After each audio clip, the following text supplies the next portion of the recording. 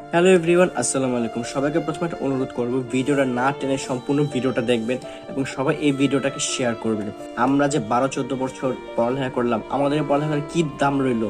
আমরা যে ছোট থেকে এই পর্যন্ত বড় হলাম এবং পড়াশোনা করলাম, এত পড়াশোনা করলাম, জীবনের প্রায় অর্ধেকটা সময় আমরা পড়াশোনার পিছনে নষ্ট করলাম। আমাদের কি হলো, মানে কি মূল্য এই পড়াশোনার? কোনো মূল্যই নেই, নাতি। আর যদি জানতাম যে কোথায় হবে আমাদের চাকরির জন্য মূল জিনিস, তো জীবনও পড়ালেখা করতাম না। বিশেষ করে জীবনও পড়ালেখা করতাম না, পড়ালেখা করে কাজ করতাম বাবার সাথে। এত বছর পড়ালেখা করে কিচ্ছু নাই। এখন দেখতাছি আমার চাকরির জন্য আমার দাদাকে মুক্তিযুদ্ধ হতে হতো, না হলে আমার চাকরি নাই।